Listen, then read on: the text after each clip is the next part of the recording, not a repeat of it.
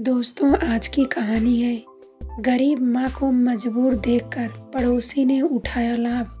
कहानी पसंद आए तो वीडियो को लाइक और सब्सक्राइब जरूर करना। एक ट्रक, एक अटैची और एक बिस्तर, बस यही संपत्ति समेट कर वे अंधेरी रात में घर छोड़कर चले गए थे।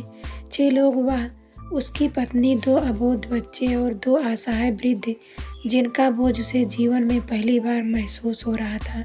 अम्मी, हम इस अंधेरे में कहाँ जा रहे हैं? जाते समय 7 साल की बच्ची ने माँ से पूछा था। नरक में बिटिया, तुम चुपचाप नहीं बैठ सकती? माँ ने खींचते हुए उत्तर दिया था। बच्ची का मुंह बंद करने के लिए ये शब्द पर्याप्त थे। वे कहाँ जा रहे थे उन्हें स्वयं मालूम न था।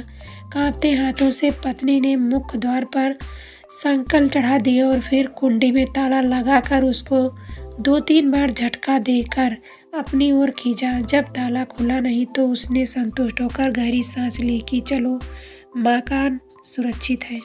धीरे धीरे सारा परिवार न जाने रात के अंधेरे में कहाँ खो गया। ताला कोई भी तोड़ सकता था, अब वहाँ कौन किसको रोकने वाला था? ताला स्वयं में सुरक्षा की गारंटी नहीं होता। सुरक्षा करते हैं आसपास के लोग, जो स्वेच्छा से पड़ोसियों के जान माल की रक्षा करना अपना कर्तव्य समझते हैं। लेकिन यहाँ पर परिस्थितियों ने ऐसी करवट बदल ली कि पड़ोसियों पर भरोसा करना ही निरर्थक था। उन्हें अपनी जान के ताले पड़े हुए थे। दूसरे की रखवाली क्या करते? अगर वे किसी को ताला तोड़ते देख भी लेते तो उनकी भलाई इसी में थी कि वे अपनी खिड़कियां बंद करके चुपचाप अंदर बैठे रहते, जैसे कुछ देखा ही ना हो। फिर ऐसा खतरा उठाने से लाभ भी क्या था?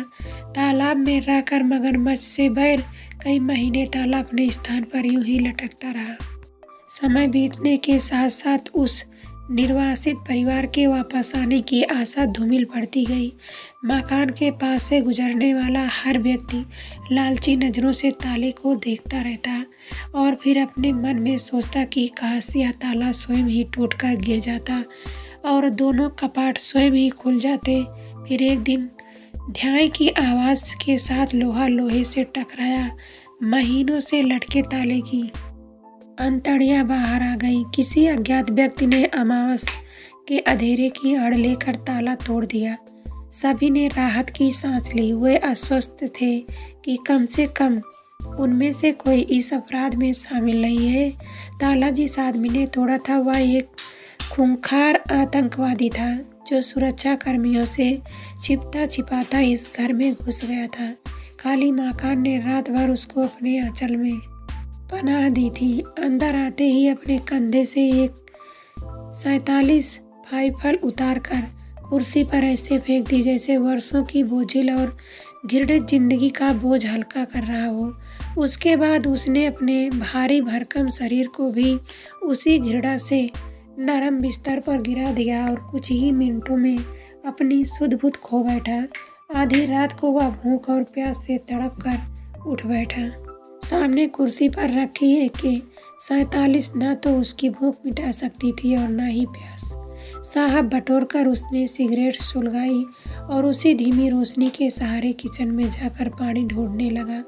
जैसे तैसे उनमें मटके में से कई माह पहले भरा हुआ पानी निकालकर घटाघट पी लिया। फिर एक के बाद एक कोई माचिस की तीलियां जलाकर खाने का सामान ढूंढने लगा। किचन पूरी तरह से खाली था। कहीं पर कुछ भी दिखाई नहीं दे रहा था। कुछ भी नहीं छोड़ा है घर में, सब लेकर भाग गए हैं। उसके मुंह से साहसा निकल पड़ा। तभी उसकी नज़र एक छोटी सी अलमारी पर पड़ी, जिसमें कई चेहरों की बहुत सारी तस्वीरें सजी हुई थी। उन पर चढ़ी हुई फूल मालाएं सूख चुकी थी।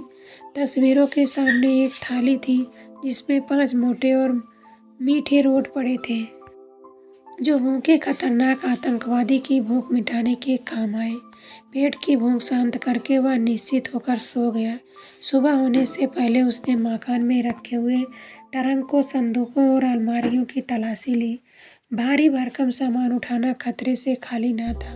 वह तो केवल रुपए और गहनों की तलाश में था, मगर उसके हाथ कुछ भी न लगा। निराश होकर उसने फिर घर वालों को एक मोटी सी गली दी और अपने मिशन पर चल पड़ा। दूसरे दिन सुरक्षा बलों को सूचना मिली कि एक खूंखार आतंकवादी ने इस मकान में पनाह ली थी। उनका संदेह विश्वास में उस समय बदला जब उन्होंने कूड़े में टूटा हुआ ताला देखा। उन्होंने मकान को घेर लिया, गोलियां चलाई, गोले बरसाए, आतंकवादियों को बार बार ललकारा और जब कोई जाबाजी कार्रवाई नहीं हुई तो 4 सिपाही अपनी जान पर खेलते हुए अंदर घुस गए। बेबस मकान गोलीबारी से छलनी हो गया था, मगर बेज़बानी के कारण कुछ भी बोल ना पाया। खैर वहाँ तो कोई भी न था। सिपाहियों को आश्चर्य भी हुआ और बहुत क्रोध भी आया। सर, यहाँ तो कोई भी नहीं। एक जवान के सूबेदार को रिपोर्ट दी, कहीं छिप गया होगा, पूरा चेक करो, भागने ना पाए। सूबेदार कड़क कर बोला। उस दिन के बाद मकान में घुसने के सारे रास्ते खुल गए। लोग एक दूसरे की नज़रें बचाकर एक को बाद एक अंदर घुस जाते और माल टूट कर चले जाते। पहली किस्त में black and white TV, Philips का ट्राइजस्टर, स्टील के बर्तन और कपड़े निकाल गए। फिर फर्नीचर की बारी आई। सोफा, मेज, बेड, अलमारी और कुर्सियाँ। यह लूट का क्रम तब तक चलता रहा जब तक कि सारा घर खाली ना हो गया। उस समय मकान की हालत ऐसी अबला नारी की सी लग रही थी जिसका कोई गुंडों ने मिलकर बलात्कार किया हो और फिर खून से लथपथ उसकी अधमरी देह को बीच सड़क पर छोड़कर भाग गया हो।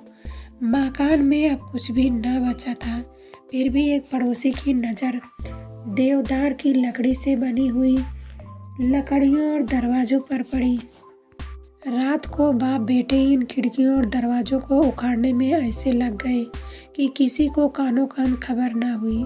सूरज की किरणें निकलने से पहले ही उन्होंने मकान को आग के हवाले कर दिया ताकि लोगों को यह शक न हो कि मकान के दरवाजे और खिड़कियां पहले से ही निकाली जा चुकी हैं और शक की सुई सुरक्षा बलों की तरह इशारा करे, क्योंकि मकान की तलाशी उन्होंने ली थी।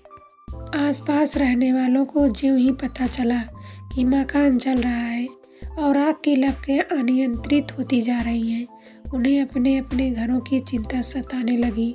वे जल्दी जल्दी पानी से भरी बाल्टियां ले लेकर अपने घरों से बाहर निकल आए और आग पर पानी छिड़कने लगे।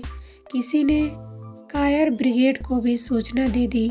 उनकी घबराहट यह सोचकर बढ़ने लगी कि कहीं आग की ये लपटें उनके घरों को राख न कर दे। मकान जो पहले से ही असहाय और बेबस था, मूक खड़ा घंटों आग के शोलों के साथ जूझता रहा। शोले, धुआं, कोयला, दिल फिर भी मानने को तैयार न था कि इस मलबे में अब कुछ भी शेष नहीं बचा है। कुछ न कुछ कहीं ना कहीं जरूर होगा। आखिर इतने बड़े मकान में कहीं कोई चीज़ तो नहीं होगी जो किसी के काम आएगी। दिल गवाही देता।